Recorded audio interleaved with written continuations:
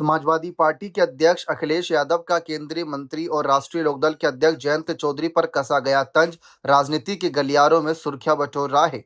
खासकर पश्चिम उत्तर प्रदेश में बातें शुरू हो गई हैं कि क्या आगामी उत्तर प्रदेश विधानसभा चुनाव में अखिलेश यादव को जयंत चौधरी पर तंज कसना सपा को भारी पड़ेगा, क्योंकि सपा अध्यक्ष के तंज पर आरएलडी ने जिस तलखी के साथ पलटवार किया, उससे एक बात तो साफ है कि इस मुद्दे को पार्टी जाटों और किसानों की अस्मिता से जोड़कर उठाएगी। वहीं दूसरी तरफ अगर हम देखें तो जिस तरीके से हाल ही में 2022 के विधानसभा चुनाव में अखिलेश और जयंत गठबंधन के तहत चुनाव लड़े थे, लेकिन अपेक्षा के अनुरूप गठबंधन का सफलता नहीं मिली थी। इसके बाद जब 2024 का लोकसभा चुनाव नजदीक आया तो बार बार चर्चा हो रही थी कि क्या आरएलडी बीजेपी की अगुवाई वाले एनडीए गठबंधन का हिस्सा बनेगी। इसी चर्चा का जवाब देते हुए जयंत चौधरी ने एक जनसभा में कहा था कि मैं कोई चवन्नी नहीं कि जिसे कोई भी उछाल दे। हालांकि जब केंद्र सरकार ने जयंत चौधरी के दादा और पूर्व प्रधानमंत्री चौधरी चरण सिंह को भारत रत्न देने की घोषणा कर दी तो वे अपने बयान से पलट गए और एनडीए में चले गए। जयंत चौधरी के इसी राजनीतिक फैसले पर तंज कसते हुए अखिलेश यादव ने रविवार को लखनऊ के एक कार्यक्रम में कहा कि कैसे कैसे लोग गठबंधन में आ गए थे, मैंने चवन्नी को रुपया बनाया तो वो भी भाग गया।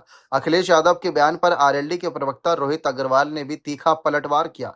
जयंत चौधरी पर अखिलेश यादव का बयान बेहद निंदनीय। अखिलेश यादव को मालूम होना चाहिए कि उनके पिता मुलायम सिंह यादव को जयंत चौधरी के दादा चौधरी चरण सिंह हाथ पकड़कर राजनीति में लाए। चौधरी चरण सिंह के चरणों में बैठकर मुलायम सिंह यादव ने राजनीति सीखी। उसके बाद 1989 में उन्हीं के पुत्र चौधरी चरण अजीत सिंह को धोखा देकर नेताजी ने मुख्यमंत्री की कुर्सी हथियाई थी, ये सबको पता है। और उन्हें आगे कहा कि अखिलेश यादव को शर्म नहीं आती। 2017 में 47 सीटों पर सिमट गए थे, फिर 2022 में आरएलडी से गठबंधन के चलते समाजवादी पार्टी के 111 विधायक जीते और पश्चिम उत्तर प्रदेश में जहां उनका खाता नहीं खुलता था वहां भी उनकी पार्टी के विधायक जीते। जब आपने अपनी पार्टी के गुंडों को हमारी पार्टी के सिंबल पर चुनाव लड़ाना चाहा तो हमने आपसे गठबंधन तोड़ा। अखिलेश यादव के बयान को वरिष्ठ पत्रकारों की नजर से देखें तो उन्होंने गलत बताया। अखिलेश के बयान को उन्होंने कहा कि इंटरनेट के जमाने में पुराने और नए दोनों दौर में कही गई बातें सामने आ जाती हैं, इसीलिए आज के समय जो बयानबाजी ये हो रही है, नाराजगी हो सकती है लेकिन